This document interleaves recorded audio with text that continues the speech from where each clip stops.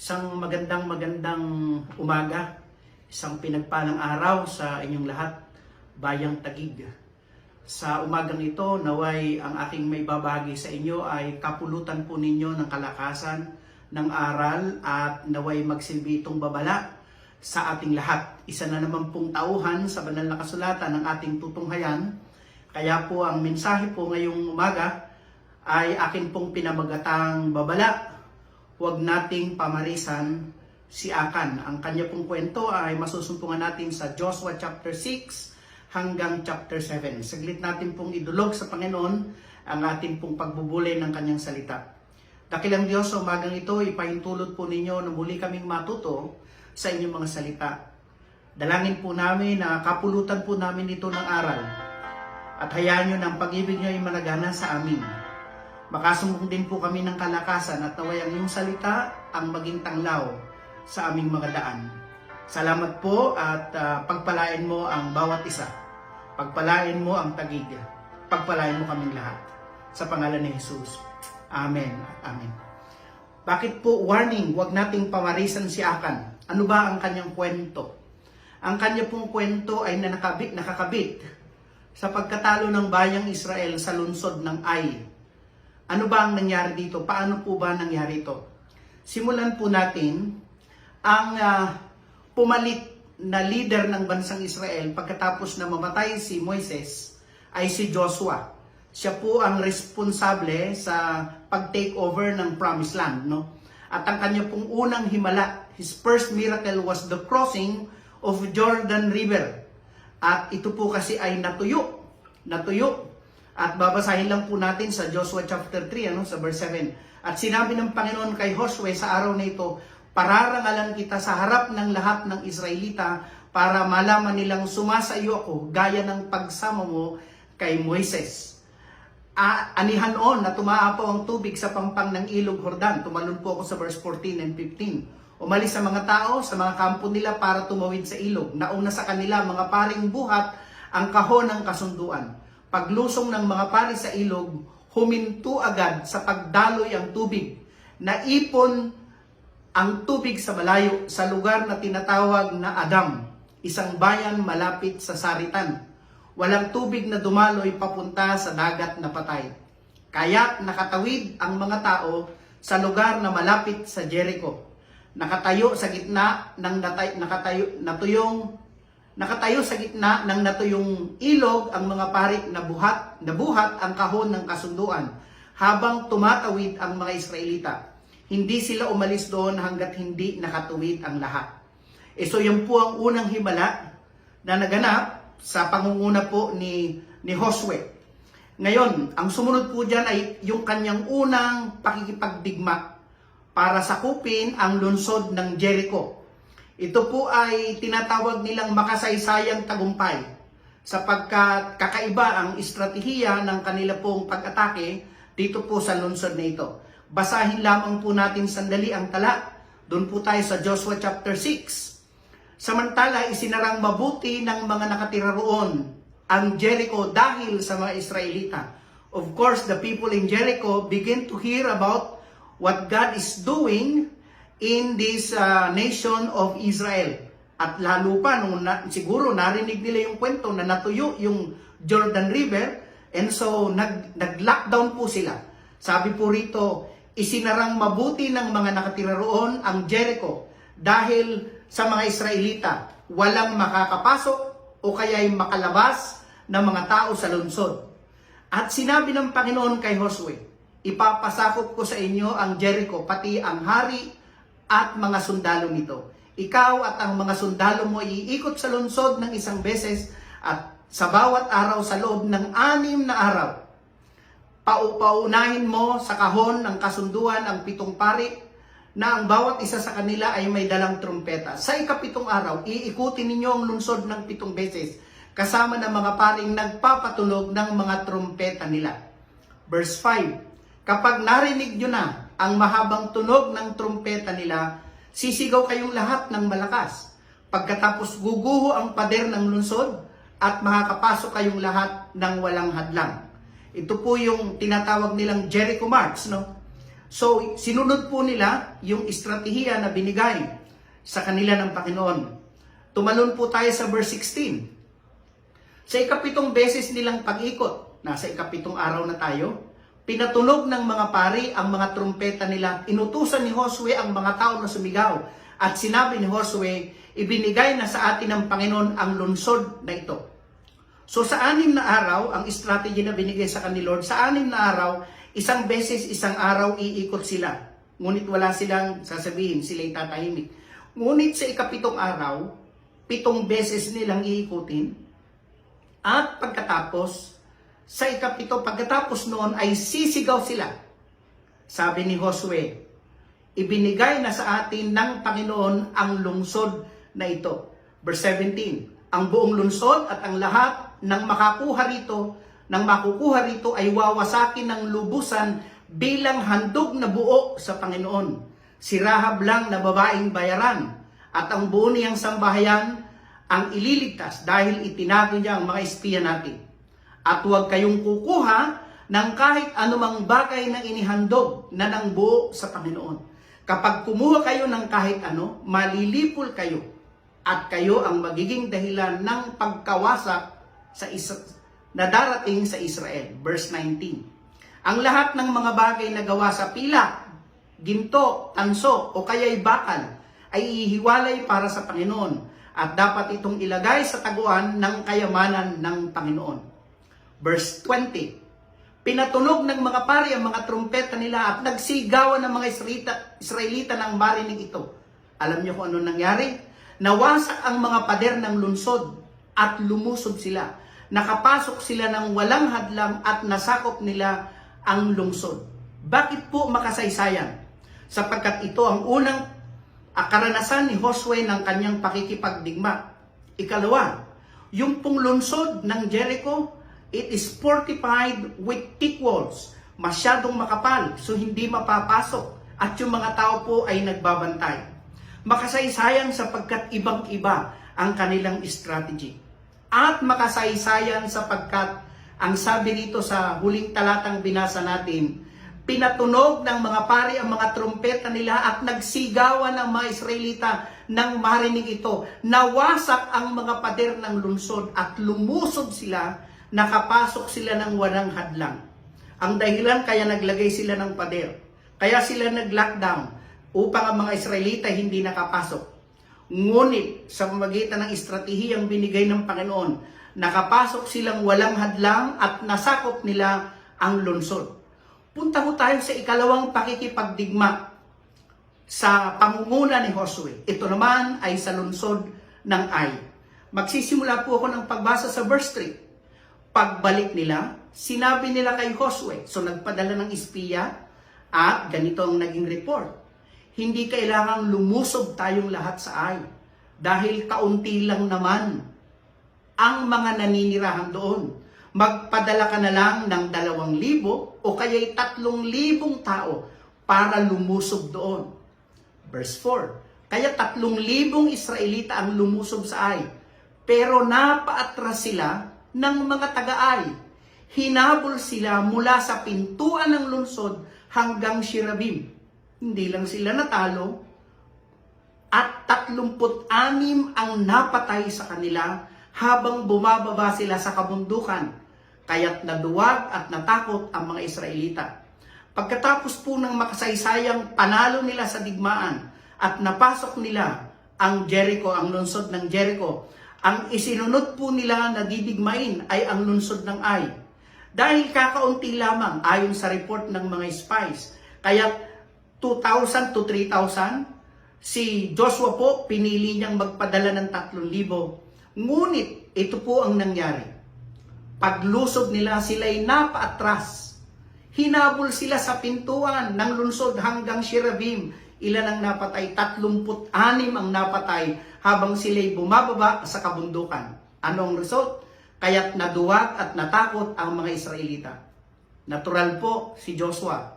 Nagkaroon ng lungkot. Pinunit niya ang kanyang damit.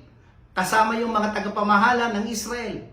Nilagyan nila ng alikabok ang kanilang ulo at nagpatira pa sila sa harapan ng kahon ng kasunduan ng Panginoon hanggang sa gumabi. At sinabi ni Josue, O Panginoong Diyos, bakit nyo pa kami pinatawid sa ilog ng Jordan kung ipatatalo nyo rin lamang kami sa mga Amoreo? Mabuti pang nanatili na lang kami sa kabila ng Jordan. Panginoon, ano po ang sasabihin ko ngayon? Umurong na ang mga Israelita sa mga kalaban nila. Mababalitaan ito ng mga Kanineo at iba pang taga rito. Paiikutan nila kami at papatayin. Ano po ang gagawin nyo alang-alang sa dakila ninyong pangalan? Sinabi ng Panginoon kay Josue, tumayo ka. Bakit ka nakadapa? Nagkasala ang Israel. Ang sabi ng Panginoon, nagkasala ang Israel. Nilabag nila ang kasunduan ko. Anong kanilang kasalanan? Kumuha sila ng mga bagay na nakalaang ihandog ng buo sa akin. Ninakaw nila ito. Nagsinungaling sila tungkol dito. At isinama nila ito sa mga ari-arian nila. Ito ang dahilan kung bakit hindi sila makalaban sa mga kaaway nila. At isinama nila ito sa mga ari-arian nila. At ito ang dahilan kung bakit hindi sila makalaban sa mga kaaway. Natakot sila at tumakas dahil sila mismo ay lilipulin din bilang handog sa akin, sabi ng Panginoon. Hindi ko na kayo sasamahan kung hindi nyo wawasakin ng mga bagay na nakalaang ihandog ng buo sa akin. Ano ang sabi ng Panginoon sa kanya? Tumayo ka, sabihin mo sa mga tao, linisin nila ang kanilang sarili para bukas, dahil ako ang Panginoon na Diyos ng Israel ay nagsasabi, O Israel, may tinatago kayong mga bagay na nakalaang inihandog ng buo sa akin. And so nagbigay ng strategy ang Panginoon kay Josue. Ano ang kanyang dapat na gawin? Paano niya matutuklasan? Simple lang po ang sabi ng Panginoon. Basahin niyo po sa account. Ang sabi ng Panginoon, papilahin mo ang lahat ng lahi. Ituturo ko kung saang lahi. Pagkatapos lahat ng lahi, alis na, may iwan yung lahi na yon. Ituturo ko sa kanila kung kaninong angkan. Pagkatapos, lahat ng hindi ituturo ay aalis na. Okay na sila. Absuelto na sila. Doon sa angkan, patatayuin ang lahat ng pamilya. At ituturo niya kung kaninong pamilya. At pagkatapos, may iiwan ang pamilyang ituturo. At doon sa pamilyang ituturo, may iiwan, ituturo ng Diyos kung sino sa kanila. Alam niyo po, ang naiwan doon, bandang dulo, ay ang pamilya ni Akan. At ang itinuro mismo ng Diyos ay si Akan. Isipin niyo po ang tigas din ng kalooban. Ang tigas ng kalooban ni Akan. Nangyari ito nung sila ay pumasok sa Jericho. Ang tagal, ba't hindi na lang sinabi kaya agad ng Panginoon? Sana sinabi na lang ni Lord kaagad para hindi muna sila umatake sa Ai. Ay di wala sana silang talo. Ako iniisip ko, marahil binigyan ng pagkakataon ng Diyos si Akan na siya ay magboluntaryong magsabi na siya ay nagkasala. At isipin niyo po, nung pinapipila na lahat, hindi na lang sana niya tinaas yung kanyang kamay at nagsabing, ako po ang nagkasala. Talagang inintay niya pa talaga na makarating sa kanya at maituro siya mismo. Puntahan po natin nung kastiguhin ni Josue si Akan. At ganito ang naging sagot ni Akan. Totoong nagkasala ako sa Panginoon, ang Diyos ng Israel. Ito po ang ginawa ko. Sa mga bagay na nasamsam natin, may nakita kong isang magandang damit na mula sa Babylonia. Pilak ng mga 2 sikot kalahati at isang baretang ginto na may bigat na kalahating kilo. Naakit ako sa mga ito, kaya't kinuha ko. Ibinaon ko ito sa lupa, sa loob ng tulda. Ang pilak ang nasa pinakailalim. Talagang dinala niya talaga. Doon talaga sa gitna ng kanyang tent, talagang naghukay. Siguro hating gabi nung ginawa niya yun para walang makarinig. Imagine niyo po yun. Doon niya inilagay yung kanyang mga itinago. At doon niya tinago sa mismong tulda niya. Ang sabi ni Joshua ngayon, sa verse 25 tayo. Sinabi ni Josue kay Akan, bakit mo kami ipinahamak? Ngayon, ipapahamak ka rin ng Panginoon. Binato ng mga Israelita si Akan hanggang sa mamatay. Binato rin nila ang pamilya niya at sinunog ang lahat ng bangkay ng kanyang mga ari-arian. Pagkatapos tinabunan nila si Akan ng mga bato. Nandun pa ang mga bato hanggang ngayon. At ang lugar na yon ay tinatawag na Lambak ng Akor hanggang ngayon. Ano ang hindi natin dapat pamalisan kay Akan? Naglagay lang po ako dito ng isa. Marami siyang nadamay dahil sa kanyang pagsuway. Isa-isahin po natin yung kanyang nadamay. Tingnan niyo po ito. 36 na sundalo ni Josue ang namatay. 36. Ikalawa, 13 po ang pakikipagdigma ni Josue. He was able to fought 13 battles. And of the 13, he lost only 1. Isa lang po ang kanyang pagkatalo. Sayang, perfect record sana po. Perfect record. 13 laban, 13 panalo. Kaso, nagkaroon ho siya ng batik sa kanyang record. Kailan yun? Ito po yun. Dahil sa ginawa ni Akan, nagkaroon po ng record ng talo si Josue. Ikatlo, na-discourage ang bayang Israel. Ultimong si Joshua. Si Joshua. Kaya po siya talagang nulumapit sa Panginoon, naglagay ng abo, nag-humble down talaga. Kailangan niyang malaman kung anong dahilan because the people now are discouraged. Dahil sa ginawa ni Akan. At ikaapat, nadamay ni Akan yung kanyang buong pamilya. Isipin niyo po, kung yung pong 36 na magdirigma, kung yun po ay mga tatay, 36 na pamilya ang nawalan ng ama. O kung sila ay isa sa mga anak, 36 ang nabawas. Tinisiguro ko mahuhusay naman dirigma po ito. Kasi kung magpapadala ka, mula lamang doon sa lipi mo, doon sa iyong mga sundalo, ipapadala mo na yung the best among the best. Imagine niyo po, 36 ang namatay. Pambihira. Nakiisang record of all the battles. Grabe, sayang na sayang. Discouragement ng bansang Israel. For the first time, ang ganda-ganda ho, makasaysayon yung panalo nila sa Jericho. I could be the easiest win. Pinakamadali sana nilang talunin po yun. Sabi nga nung mga spies, di ba? All you need is 3,000. Our leader Josue, don't bring everybody there. 3,000 lang, 2,000 to 3,000 lang kayang kukunti lang. The easiest win po sana yun. Kanya lang po, dun sila natalo. Ang dahilan, pagsuway ni Ai. Paano natin ilalapat ito sa ating buhay ngayon? Paano ho natin ito gagamitin? Paano ho natin i-apply ito sa ating kasalukuyang sitwasyon? Una, wag po sana tayong maging Akan sa ating panahon. Ano po ang ibig kong sabihin? Alam po natin ang panganib ng COVID-19. Huwag na sana tayong maging dahilan ng pagkalat po ng virus na ito. Opo, mahirap sa loob. Mainit sa loob ng bahay. Pero kung kayo po ay labas naman po ng labas, baka kayo po ang maging dahilan para lalong kumalat po yung virus. Ikalawa, isipin natin ang mga taong maaring madamay dahil sa kagagawan natin. Isipin natin ang mga taong maaring madamay dahil sa kagagawan natin.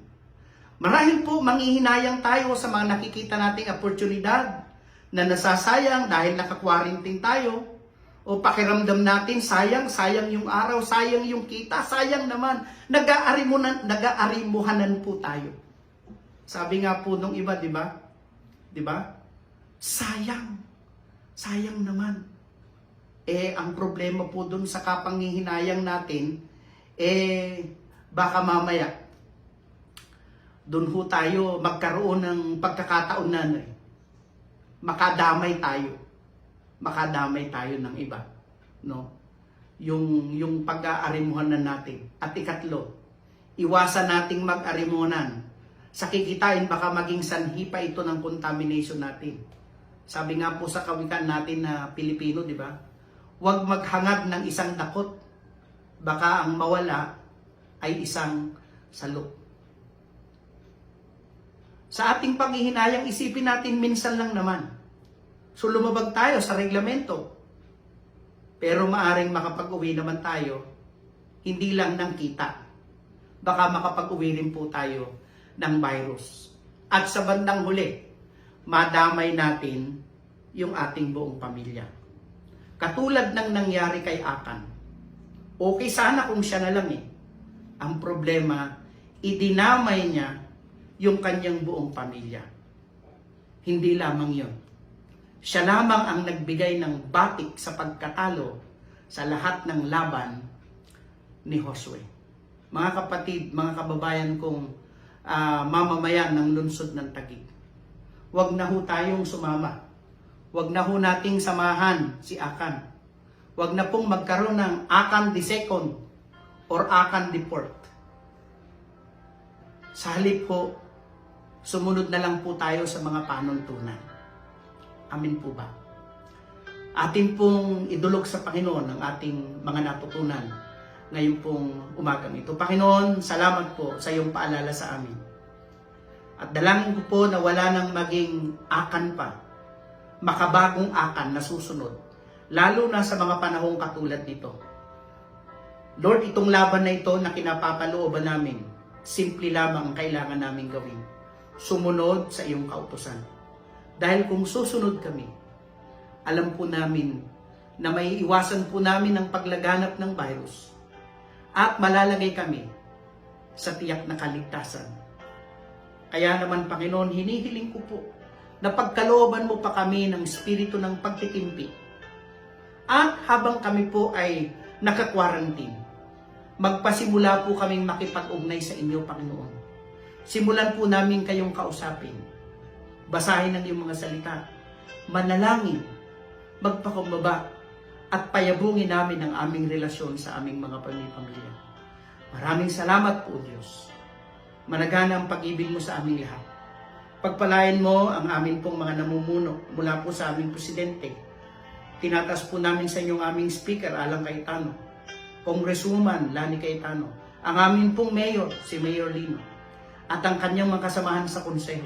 Ang mga taong ito na patuloy na nag-iisip kung paano mapadali itong laban sa COVID virus. Kung paano po maiabot yung pong ayuda para habang kami ay naka-quarantine, matiyak nila, Panginoon, na kami ay nasa mabuting kalagayan at kumakain sa tamang oras. Higit sa lahat, pagpalain mo rin ang mamamayan ng lungsod ng Taguig. Kayo po ang patuloy na manguna sa aming lahat. Pagkalooban mo kami ng espiritu ng kapakumbabaan at pagsunod. Lalong higit, Panginoon, na maituon namin ang aming mga paningin sa inyo sa mga pagkakataong katulad nito. Pagpalain mo po ang lungsod na ito at ang mamamayan ng lungsod ng Taguig. Salamat po, Panginoon, sa pangalan ni Jesus. Amen at Amen.